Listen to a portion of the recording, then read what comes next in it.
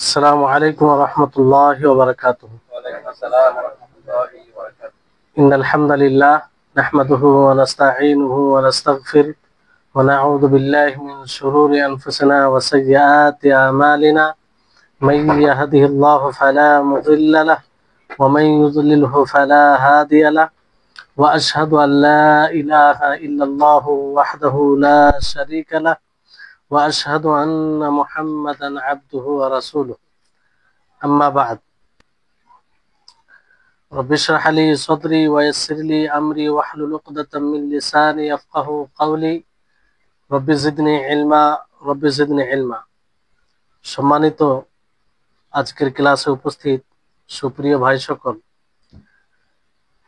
সর্বপ্রকারের হামদ প্রশংসা আল্লাহ তাবারক ওয়া তাআলার জন্য, যিনি আমাদেরকে সুস্থ রেখেছেন, ব্যস্ততার মাঝেও ক্লাসে অংশগ্রহণ করার তৌফিক দিয়েছেন। তারপরে আমাদের সকলে প্রাণ প্রিয় নবী করিম মুহাম্মদ মুস্তাফা সাল্লাল্লাহু আলাইহি ওয়াসাল্লাম ওনার উপরে অসংখ্য শান্তির ধারা বর্ষিত হোক, যিনার মাধ্যমে আমরা আল্লাহ তাআলাকে সন্তুষ্টির পথ পেয়েছি, মাধ্যম পেয়েছি। আল্লাহুম্মা সাল্লি আলাইহি আল্লাহুম্মা বারিক আলাইহি। আজকে একটি চমৎকার হাদিস রয়েছে, আর এই হাদিসগুলো মানে এমন হাদিস যে হাদিসগুলো পড়লে কিংবা জানলে একটা হৃদয়ে আলাদা একটা অনুভূতি কিংবা নেকি সঞ্চয় করার আগ্রহ জন্মায়। আর এই হাদিসটা পূর্বের হাদিসের সাথে অনেকটাই মানে সম্পর্ক আছে। হাদিস হচ্ছে عن أبي هريرة رضي الله تعالى عنه قال قال رسول الله صلى الله عليه وسلم كل سلام من الناس عليه صدقة كل يوم تطلع فيه الشمس تعدل بين اثنين صدقة وتعين الرجل في دابته فتحمله عليها أو ترفع له عليها متاعه صدقة والكلمة الطيبة صدقة وبكل خطوة تمشيها إلى الصلاة صدقة وتميت الأذى عن الطريق صدقة رواه মুসলিম। বুখারী মুসলিমের হাদিস। হাদিসের অর্থ হচ্ছে, বর্ণনাকারী আবু হুরায়রা রাদিয়াল্লাহু তাআলা আনহু তিনি বলছেন যে রাসূল সাল্লাল্লাহু আলাইহি সাল্লাম বলেন যে মানুষের যতগুলো শরীরে জোড় আছে, হাড় রয়েছে, প্রত্যেকটা হাড়ের উপরে কি রয়েছে? সাদাকা। কি রয়েছে? সাদাকা। প্রত্যেক দিন, যেই দিন সূর্য উদিত হবে, সূর্য উদিত ছাড়া তো দিন হয় না, তাই না? তারপরে আল্লাহ নবী বলেন তাআদিলু বাইনা ইসনাইনি সাদাকা, দুই ব্যক্তির মাঝে ইনসাফ করা, আদল করা, এটিও সাদাকা। ওয়া তুঈনুর রাজুলা ফি দাব্বাতিহি ফাতাহমিলুহু আলাইহা, আর কোন মানুষের সহযোগিতা করা তার আরোহণে, মানে তাকে চাপিয়ে দেওয়াতে কিংবা সওয়ারিতে উঠিয়ে দেওয়াতে, উঠতে পারে না তাকে উঠিয়ে দিলেন, এটিও একটি সাদাকা। আও তারফাউ লাহু আলাইহা মাতাআহু সাদাকা, অথবা সামান আছে, বোঝা আছে তার কাছে, সেটা উঠাতে পারছে না, তো আপনি উঠিয়ে দিলেন, এটিও একটা কি? সাদাকা। ওয়াল কালিমাতু তাইয়্যিবাতু সাদাকা, এবং ভালো কথা, তাইয়্যিব কালিমা, এটিও কি? সাদাকা। ওয়া বিকুল্লি খুতওয়াতিন তামশিহা ইলা সালাতি সাদাকা, আর প্রত্যেক স্টেপ, মানে পা রাখবেন, যেটা কদম পা রাখবেন, সেটি কি? সাদাকা। সালাতের জন্য যে যান আপনি, প্রত্যেক যে স্টেপ রাখেন, এটি সাদাকা। ওয়া তুমিতুল আযা আনিত তরিqi সাদাকা, আর রাস্তা থেকে কষ্টদায়ক জিনিস শুরু করে সরিয়ে দেওয়া, এটিও কি? সাদাকা। তো এই হাদিসটি হচ্ছে 26 নম্বর হাদিস আরবাঈন আন-নওয়ীর। তো এই হাদিসে জান্নাত যাওয়ার অনেকগুলো পথ বলা হয়েছে, তাই না? আর খায়ের, কল্যাণের রাস্তার বিবরণ দেওয়া হয়েছে, যে কল্যাণের রাস্তা আমরা এই হাদিস থেকে বুঝতে পারি যে কত কল্যাণের রাস্তা আছে। তো সাদাকা, এর পূর্বে আপনারা জেনেছেন যে অন্য নিজের নফস পর্যন্ত অথবা অন্য কারো নিকট পর্যন্ত কল্যাণ পৌঁছানো। কি পৌঁছানো? কল্যাণ পৌঁছানো। এটি হচ্ছে সাদাকা। এটি কি? সাদাকা। তা এই সাদাকা কখনো হৃদয় থেকে হয়, কখনো জিহবা দ্বারা হয়, কখনো আবার কি দ্বারা হয়? আমাদের শরীরের আরো যে পার্টস রয়েছে, হাত পা আমলের দ্বারাতে, এগুলো দ্বারাতে হয়। বুঝতে পারলেন? তো এখানে প্রথমে হাদিসের শব্দ আছে কুল্লু সুলামা মিনান নাস, যে মানুষের জোড়ে সাদাকা রয়েছে। জোড় মানে বুঝতেন, এটা একটা জোড়, তাই না? এটা একটা জোড়। হ্যাঁ, কিংবা অনেকে এর অর্থ করেছেন যে প্রত্যেক হাড়ে, প্রত্যেক হাড়ে। কেউ অর্থ করেছেন যে প্রত্যেক একটা অংশতে, হাড় বলতে হাড্ডি যেটা বলি আমরা, সেটাতে মানে কি রয়েছে? সাদাকা রয়েছে। তো এখানে সাদাকা কেন রয়েছে? মানে এই সাদাকা করা জরুরি হবে। মানে আপনি যদি সাদাকা করেন এর পক্ষ থেকে, তাহলে আপনার এই জোড়গুলো, শরীরের জোড়গুলো ভালো থাকবে, সুস্থ থাকবে। বুঝলেন?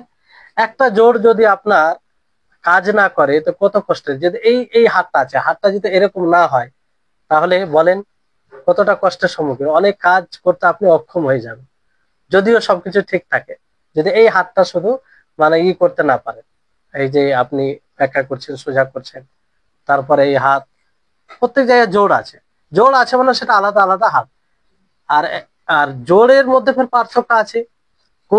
কোনো হাড্ডি, কোনো হাড়, কোনো জোড় বেশি শক্তিশালী। যেমন আমাদের এই হাতের যেটা জোড় আছে, এটা যেরকম শক্তিশালী, আঙুলের জোড়ে অতটা শক্তিশালী নয়। ভিন্ন ভিন্ন তার একটা প্রত্যেকটার আলাদা আলাদা বৈশিষ্ট্য আছে। বুঝতে পারলেন? তো প্রত্যেকটার উপরে সাদাকা রয়েছে। সাদাকা করতে হবে আমাদেরকে। কি করতে হবে? তার পক্ষ থেকে সাদাকা করতে হবে প্রতিদিন। শুধু একবার করে দিলে হবে না, প্রতিদিন তার পক্ষ থেকে সাদাকা করতে হবে। কেন করবেন এটা পরবর্তীতে আসবে ইনশাল্লাহ। তো এই এই সাদাকা করতে হবে। তারপরে আপনার দুই ব্যক্তির মাঝে ইনসাফ করা, এটিও সাদাকা। দুই ব্যক্তির মাঝে ইনসাফ করা সাদাকা। ইনসাফ দেখেন তিনটি বিষয় হয়। কয়টি বিষয় হয়? তিনটি বিষয় হয়। একটি বিষয় হচ্ছে যে আপনি মানুষের মাঝে ইসলাহ করবেন। মানুষের মাঝে কি করবেন?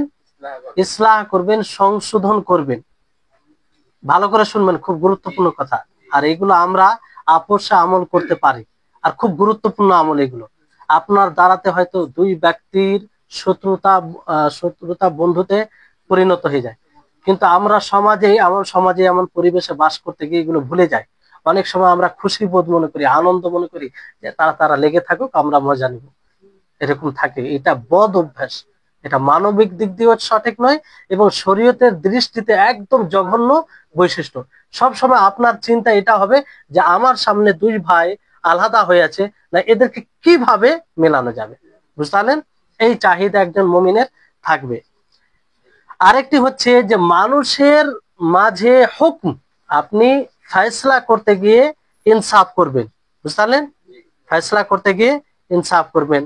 আর একটা হচ্ছে মানুষের মাঝে সুলাহ করতে গিয়ে ইনসাফ করবেন। পার্থক্যটা যখন বিস্তারিত বলবো তখন বুঝতে পারবেন। যেমন প্রথম বিষয় যে আপনি মানুষের মাঝে ইসলাহ করতে গিয়ে ইনসাফ করবেন, তো এই বিষয়টি এখানে দুইটি বিষয় রয়েছে। কয়টি বিষয় রয়েছে? দুইটি বিষয় রয়েছে। যে যদি দুই ব্যক্তির মাঝে ঝগড়ার কারণ, তাদের দ্বিমতের কারণ, তাদের মনোমালিন্য যে হয়, তার কারণ দুনিয়াবী কারণ হয়। কি কারণ হয়? পার্থিব কারণ হয়, পার্থিব কোনো বিষয়কে কেন্দ্র করে হয়। আর যদি এর কারণ দ্বীনি হয়, কি হয়? দ্বীনি, তাহলে দুটির বিষয়ে ভিন্ন ভিন্ন বিধান রয়েছে। কি রয়েছে? ভিন্ন ভিন্ন বিধান রয়েছে। তো একটি বিধান যদি দ্বীনি হয় তাহলে কি করতে হবে? দ্বীনি বিধান হলো ইসলাম আপনি এইভাবে করবেন যে যার ভুল আছে সেই ভুলটা আপনি স্পষ্ট করবেন। দুই ব্যক্তির মাঝে দ্বন্দ্ব, দ্বীনি বিষয়। কি বিষয়ে? দ্বীনি বিষয়। পার্থিব কোনো বিষয়কে কেন্দ্র করে নয়, দ্বীনি বিষয়ে ইলমে আলোচনা করতে গিয়ে, অপরে ভুল ধরতে গিয়ে, হয়তো এক অপরের সাথে মনোমালিন্য হয়ে গেছে, কেউ কারোর সাথে কথা বলছে না, আলাদা হয়ে গেছে। তো এদের মাঝে কিংবা এক অপরের প্রতি কটাক্ষ করছে, তর্ক বিতর্ক হচ্ছে, দিনের কোনো আলোচনা মাসলা নিয়ে আলোচনা করতে গিয়ে। তো এটা করতে গিয়ে আপনি কি করবেন, যে তাদের মাঝে কার ভুল আছে, তাদের মাঝে কার ভুল আছে, যার ভুল আছে সেই ভুলটা স্পষ্ট করবেন। এটাই হবে তাদের মাঝে ইনসাফ করা। কি হবে? ইনসাফ করা। ভুলটা স্পষ্ট করবেন এবং যে ভুল করেছে তাকে বলবেন যে আপনি ভুল থেকে ফিরে আসুন, আপনি ভুল থেকে ফিরে আসুন। বুঝতে পারলেন? যেমন ধরেন যে আলেমদের মাঝে যদি দুই আলেমে এরকম বিষয় ঘটে যায়, প্রকৃত ওলামা আসলে স্বইচ্ছায় দ্বিমত করে না, এক অপরের প্রতি শত্রুতা রাখে না প্রকৃত আলেম যারা, কিন্তু হয়ে যায় এটা। কি হয়? হয়ে যায়, শয়তান সকলের কাছে লেগে থাকে, কিংবা ইনসাফগত আলোচনা করতে গিয়েও অনেক সময় হয়ে যায় যে একজনের দলিলের ভিত্তিতে এটা আর একজনের দলিলের ভিত্তিতে এটা, তো এই দিক দিয়ে হয়ে যায়। তো এই ক্ষেত্রে কি করতে হবে, এখানেও দেখতে হবে যে কোন আলেমের কথা দলিল উপযোগী, সেটা স্পষ্ট করতে হবে। এটা কারা করবে? যারা ওই পর্যায়ের লোক। সাধারণ মানুষ ওই ধরনের ভুল সাধারণ মানুষ ধরবে না। হ্যাঁ, যেটা স্পষ্ট সেটা খায়ের খাওয়া, তার কল্যাণ কামিতা করতে গিয়ে তাকে পার্সোনাল ভাবে বলবে। কিন্তু যে কোনো ভুলের আমরা আলেমদের মানে ভুল ধরতে পারি না, কারণ এর মানে বিপরীত ফলাফল হয়। কি ফলাফল হয়? বিপরীত হয়। অনেক সময় একজন সাধারণ মানুষ এক অ্যাঙ্গেলে বুঝে, একদিক দিয়ে বুঝে যে এটা সঠিক নয়, কিন্তু অন্য দিক দিয়ে সেটা সঠিক থাকে, মানে তার মধ্যে তো গভীর জ্ঞান থাকে না। ফলে একজন আলেমের ভুল আলেমরা ধরবে, এগুলো আলেমদের উপরে ছেড়ে দিতে হবে। কাদের উপরে ছেড়ে দিতে হবে? আলেমদের। আমরা সাধারণ মানুষ হয়ে বড় বড় আলেমদের ভুল ধরতে পারি না। তো যেটা স্পষ্ট বিষয়, যেমন মিথ্যা যদি বলে, মিথ্যাকে মিথ্যা সবাই জানে, বুঝলেন? কিন্তু মাসালাগত ইলমি যেগুলো ভুল, এগুলো আলেমদের উপরে ছেড়ে দিতে হবে। সেটাকে কেন্দ্র করে আমরা এক অপরের সাথে মনোমালিন্য, এক অপরের সাথে শত্রুতা বিদ্বেষ রাখতে পারি না। বুঝতে পারলেন? তো এটা একটা বিষয়। তারপর দ্বিতীয় প্রকারে যদি হয় যে পার্থিব বিষয়ে হয়। কি বিষয়ে হয়?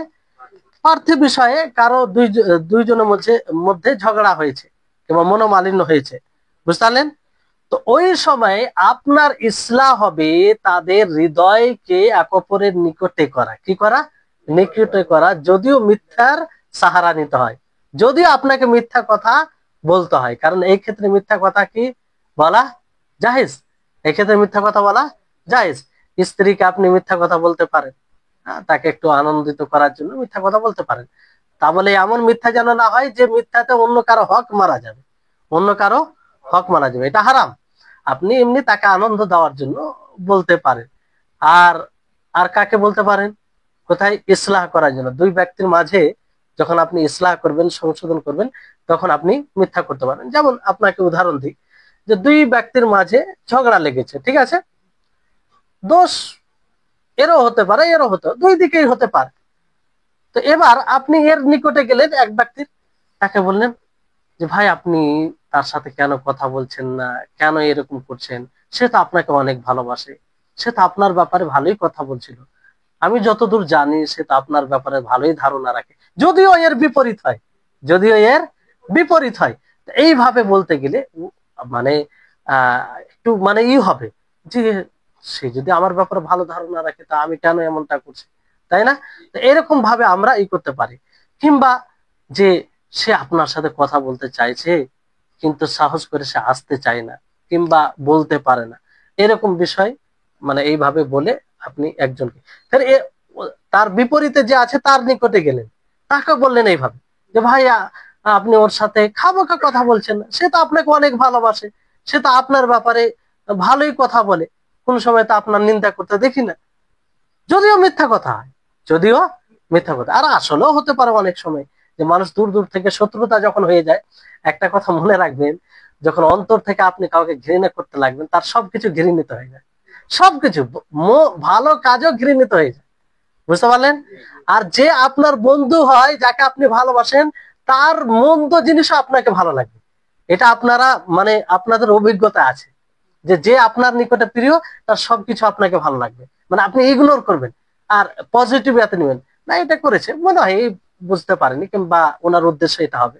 কিন্তু শত্রু হলে ভালো হলে না, এর কোনো নেগেটিভ কোনো এরকম আছে, উদ্দেশ্য খারাপ আছে, মানে ওকে খুঁটিয়ে দেখা। তো এরকম একটা আমাদের স্বভাবগত হয়ে থাকে, মানে স্বভাবগত বলতে প্রায় লোকের এরকম অভ্যাস হয়ে যায়।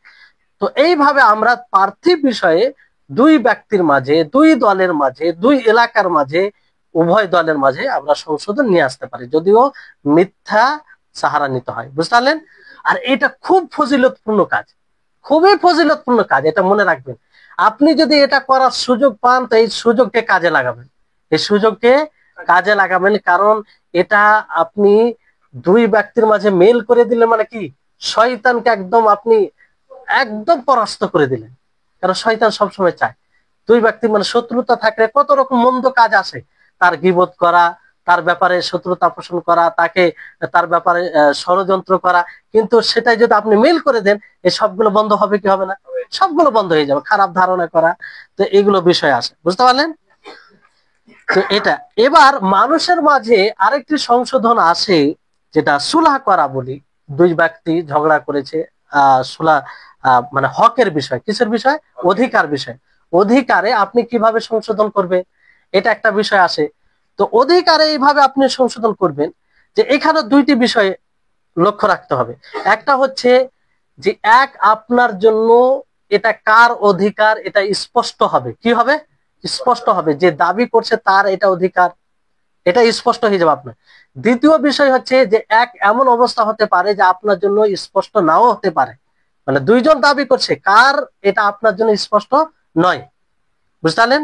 দুই ক্ষেত্রে আলাদা আলাদা বিধান।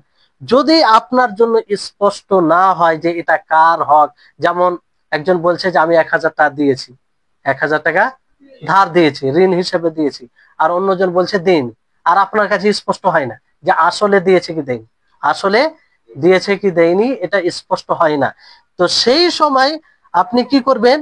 দুইজনকে একত্রিত করে, দুইজনকে বসিয়ে, যেটার ওপরে সম্মতি হবে দুজনের, সেটাতে ফয়সলা করবেন। বুঝলেন?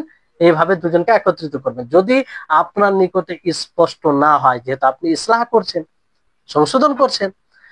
দ্বিতীয় যদি বিষয় হয় যে আপনার জন্য স্পষ্ট হয়ে যায় যে এই আসলে যে বলছে 1000 টাকা দিয়েছি আমি, আপনি জানেন, আপনি লক্ষণ পেয়েছেন যে আসলে সে 1000 টাকা দিয়েছে, আসলে 1000 টাকা দিয়েছে, তাহলে আপনি এখানে হস্তক্ষেপ করতে পারেন না।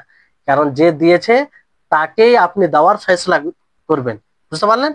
এখানে আপনি হস্তক্ষেপ করবেন যে না, এরকম একটু করে দাও, এর কাছে আমি খুশি, মানে ভালো হয়ে গেলাম, এটা করলে আপনি গুনাহগার হবেন। অন্যের হক, আপনার দ্বারাই অন্যের হকে অন্য কেউ হস্তক্ষেপ করছে। তো এই বিষয়টা খেয়াল রাখতে হবে। তবে এখানে একটা দিক আছে, যে যে পাবে আপনি নিশ্চিত হলেন, আর সেখানে সে কিন্তু আপনি তাকে বলতে পারেন যে আপনি 1000 টাকা পাবেন, যদি 300 টাকা ছেড়ে দেন, যদি 300 টাকা ছেড়ে দেন, 200 টাকা ছেড়ে দেন, 800 টাকা নেন, কিংবা 700 টাকা নেন, যদি ছেড়ে দেন, তো এটা বলে যদি মেনে নেয়, তাহলে এটা ভালো হলো, কোনো সমস্যা নেই। বুঝতে পারলেন? তারপরে আরেকটি ইসলাহ, যেটা হচ্ছে মানুষের অধিকার, মানে মানুষের মাঝে ইনসাফ করা। যেমন একজন পিতার জন্য সন্তানদের মাঝে ইসলাহ করা, পিতার জন্য সন্তানদের মাঝে ইসলাহ করা, ইনসাফ করা, এখানে কোনো আপোষ নেই। যে যার যতটা হক তাকে ততটা দিতে হবে। বুঝতে পারলেন? কেউ যদি মনে করে যে না, আমার নিকটে এই ছেলেটি প্রিয়, এই জন্য আমি তাকে দিয়ে দিলাম, তো এটা চলবে না। সবাইকে বরাবর দিতে হবে, সবাইকে কি করতে হবে? বরাবর দিতে হবে। যার যতটা হক শরীয়ত অনুযায়ী, সেই অনুযায়ী দিতে হবে। বুঝতে পারলেন? একজন শিক্ষকের জন্য তার উচিত হবে যে ছাত্রদের মাঝে সে ইনসাফ করবে, সবাইকে, সকলকে এক দৃষ্টিতে দেখবে। সকলকে কি দৃষ্টিতে দেখবে? এক দৃষ্টিতে দেখবে। বুঝতে পারলেন? তো এই হচ্ছে বিষয়। তাহলে ইসলামের বিষয়টি বুঝতে পারলেন। তারপরে নবী করিম মুহাম্মদ সাল্লাল্লাহু আলাইহি সাল্লাম পরের বাক্যে বলছেন যে ওয়াতুইনার রাজুলা, যে এক ব্যক্তি, কোন ব্যক্তির সাওয়ারি মানে যানবাহনে, তখন তো দাব্বা বলতে কি, গাধা, ঘোড়া, উট, এগুলো মানে সওয়ার হতেন, সব যেতেন এক জায়গা থেকে অন্য জায়গা। তো এইগুলো মানে কেউ ধরেন চড়তে পারে না, তো আপনি সহযোগিতা করে দিলেন, আপনি সহযোগিতা করে দিলেন, তো এটিও কি হবে? সাদাকা হবে। এটি কি হবে? সাদাকা হবে। অথবা কারো কাছে বোঝা আছে, কেউ, অনেকে দেখবেন ভারী জিনিস মাথায় করে নিয়ে যায়, তো সে মাথায় উঠাতে পারে না, তা আপনি তাকে উঠিয়ে দিলেন, মাথায় মাথায় কি করলেন? উঠিয়ে দিলেন। তো এটা মাত্র উদাহরণ, আল্লাহ নবী এটা উদাহরণ দিচ্ছেন, এই বিষয়ের সাথে সীমিত তা নয়। যে কোনো আপনি কারো সহযোগিতার যখন সুযোগ পাবেন, কারো কোনো কিছু প্রয়োজন পড়বে, তা আপনি তার সহযোগিতা করবেন, এটি হবে কি সাদাকা, এটি কি হবে সাদাকা।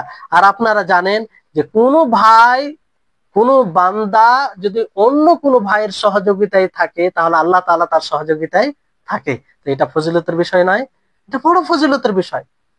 হাদিসের শব্দ আছে যে ওয়াল্লাহি ফি আউনিল আবদি মা কানাল আবদু ফি আউনি আখিহি, যে আল্লাহ তাবারক ওয়া তাআলা সেই বান্দার সহযোগিতা থাকে যে বান্দা তার ভাইয়ের সহযোগিতা থাকে।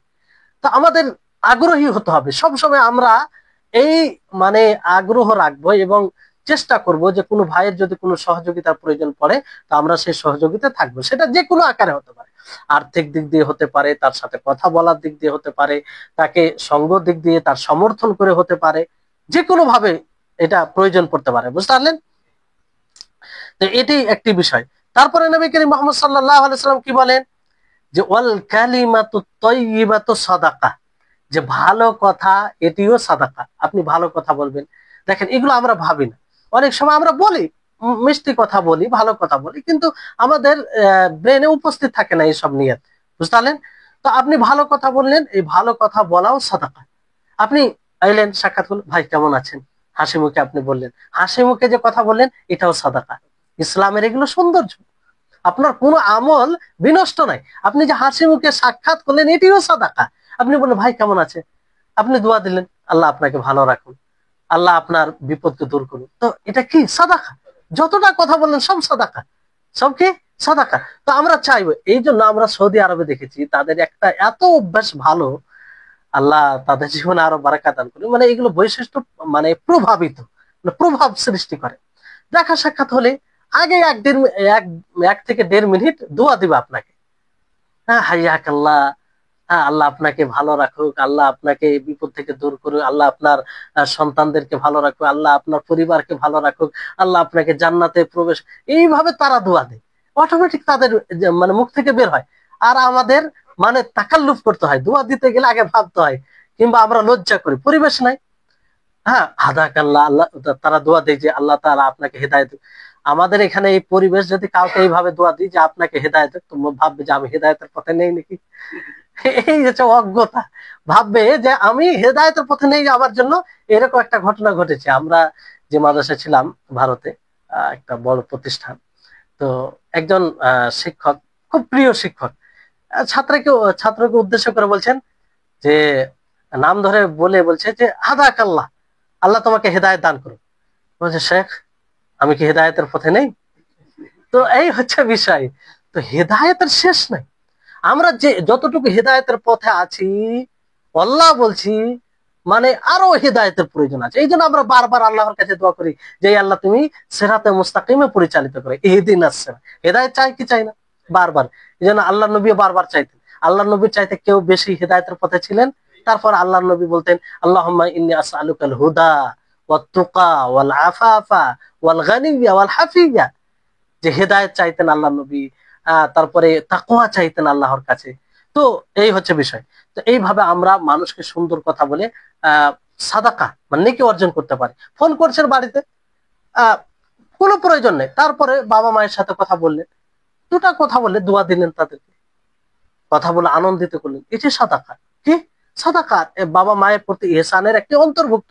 বাবা মায়ের সাথে ইহসানের একটি দিক হচ্ছে যে আপনি কথা বলে তাদেরকে আনন্দিত করবেন, তাদেরকে প্রফুল্লিত করবেন, তাদেরকে তাদের হৃদয়কে আনন্দে ভরে দিবেন। সেটা কিভাবে সম্ভব? আপনি ভালো কথা বলবেন, বলবেন যে অনেক সময় তাদের বয়স হয়ে যায় একটু মানে অস্থিরতা কিংবা এরকম মেজাজে মানে ওই নম্রতা থাকে না তখন, তো বললেন যে আপনার কোনো চিন্তা করতে হবে না, আমরা আছি না। এই কথাটা যে বলবেন, আপনি মনে করছেন যে কিছু নাই, কিন্তু আপনার মুখ থেকে যখন এই বাক্যটা আপনার বাবা মা শুনে, তখন তাদের হৃদয় একদম হালকা হয়ে যায়, একদম ভরে যায় আনন্দে, যে আমার ছেলে এই কথা বলছে, তারপর আমাকে কতটা ভালোবাসে।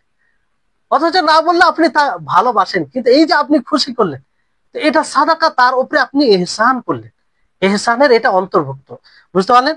তো এইভাবে আমরা একটা কালিমা তাইয়্যিবা, একটা কালিমা তাইয়্যিবা সব দিক দিয়ে হতে হবে।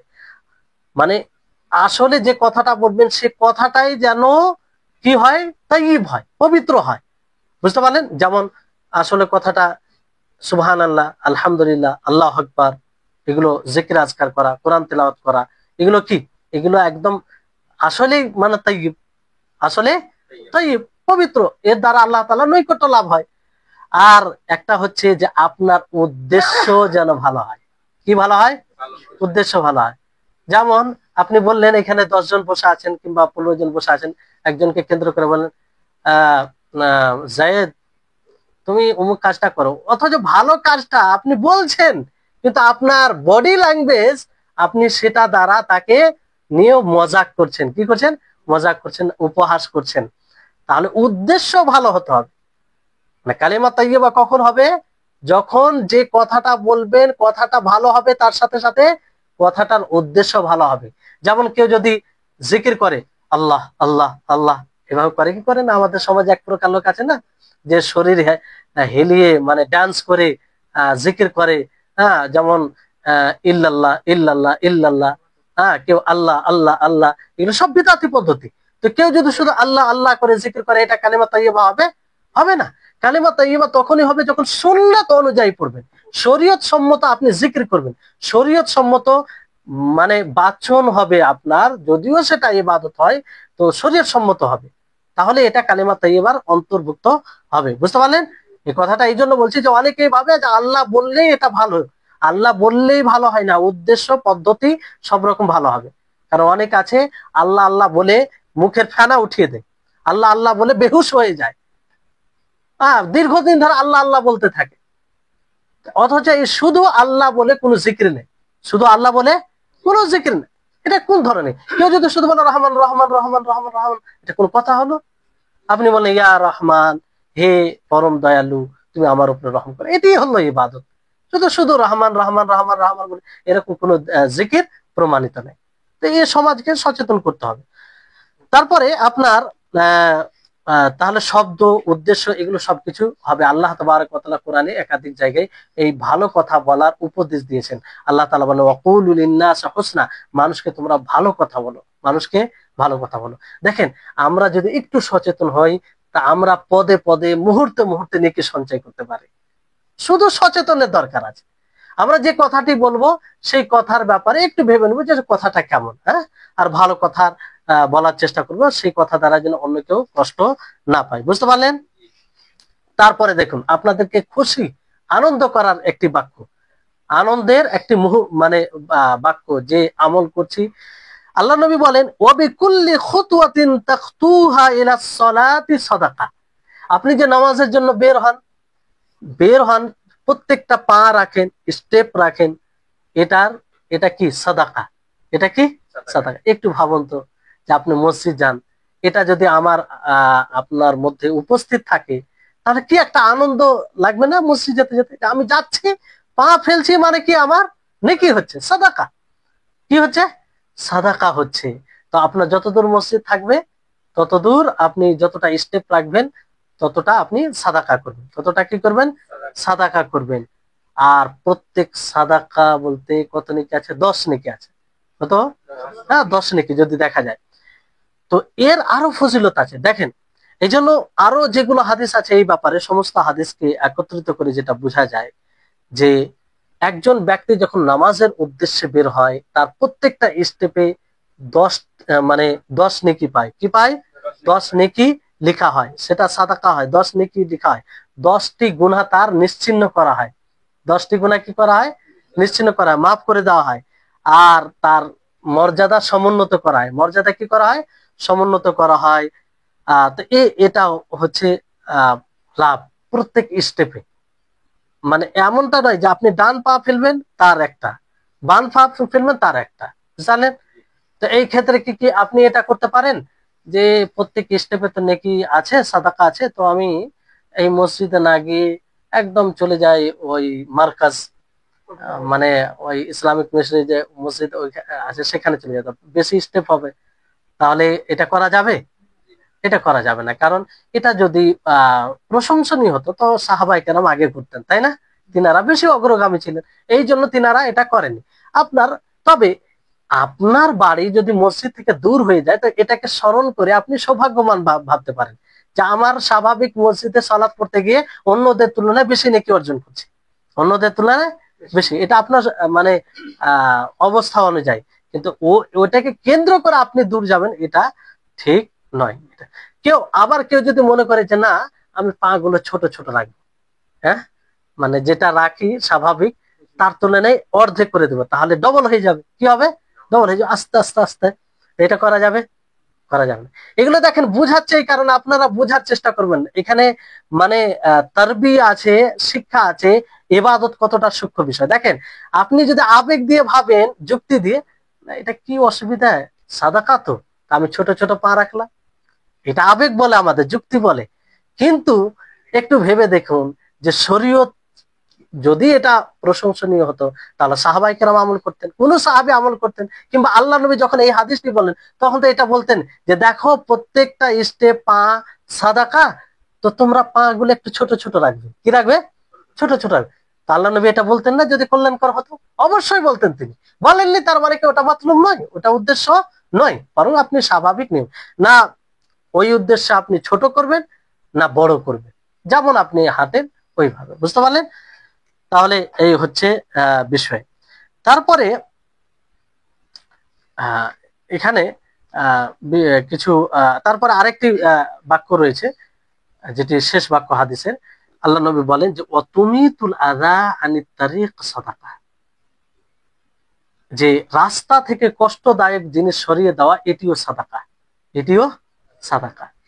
এখানে দেখেন একটা হচ্ছে বাহ্যিক জিনিস যেটা আমরা অনুভব করি, রাস্তায় ইট পড়ে আছে, পাথর পড়ে আছে, কাঁটা দেখছেন, কাঁচ দেখছেন, মানে যে কোনো জিনিস দেখছেন যেটা কষ্টদায়ক, যেটা আপনাকে কষ্ট দিবে, কিংবা কোনো মানুষ কষ্ট পাবে, কোনো মানুষ কষ্ট পাবে, তখন আপনি সেটাকে দূর করবেন। এটি কি হবে? সাদাকা। এই বৈশিষ্ট্য, এই গুণটা যদি আমরা অবলম্বন করি, তাহলে এটা অনেক প্রভাব সৃষ্টি করে। কি সৃষ্টি করে? প্রভাব সৃষ্টি করে। যেমন মানে পূর্বের এতে এরকম হয়েছে যে এক গাড়ি চালক, ওয়ালাইকুম আসসালাম, এক গাড়ি চালক তিনি গাড়ি চালাচ্ছিলেন, ভালো করে শুনেন, এক গাড়ি চালক তিনি গাড়ি চালাচ্ছিলেন। তো গাড়ি চালাতে চালাতে তিনি রাস্তায়, হাইওয়ে রোডে, মেন রোডে তিনি দেখছেন যে ইট পোড়া আছে, কিংবা আর কিছু পাথর এরকম কিছু পোড়া আছে। তো উনি গাড়িকে থামিয়ে সে পাথরটি সে রাস্তা থেকে সরিয়ে দিলেন। ওই গাড়িতে একজন অমুসলিম বসেছিল, ওই গাড়িতে একজন অমুসলিম বসেছিল। তো সে বলল, এটা তো যারা রাস্তার কর্মচারী তারা দেখে নেবে, আপনি একটা মানে চলমান গাড়িকে দাঁড়িয়ে সেটা সরানোর কি দরকার, যারা রাস্তার কাজ করে তারা সেটা দেখে নেবে। তো সে বলল যে না, এটা আমার উচিত, আমার ইসলাম শিক্ষা দেয়, আমার ধর্ম এটা শিক্ষা দেয় যে রাস্তা থেকে যে কোনো প্রকারে কষ্টদায়ক সরিয়ে দেওয়া এটা ইমানের অঙ্গ, এটা আমার ইমান, এটা আমার আমল। তখন সে ব্যক্তি এই আমলে মুগ্ধ হয়ে আরো ইসলামের ব্যাপারে স্টাডি করে ইসলাম কবুল করল। তাহলে বিষয় মানে কোন আমল কাকে প্রভাবিত করবে এটা বলার নেই। এই জন্য এই আমলগুলো ছোট মনে করবে না। আর এই আমলে নিজেকে আপনি অভ্যস্ত করবেন, দেখবেন এতে আপনি প্রশান্তি পাবেন। এতে কি পাবেন? প্রশান্তি পাবেন। আপনি দেখছেন যে কিছু পড়া আছে, আপনি সেটা সরিয়ে দিন, বেশি নয়। অভ্যাস থাকলে আপনার জন্য এই কাজটি হালকা, কিন্তু অন্যের জন্য এটি বড় কাজ।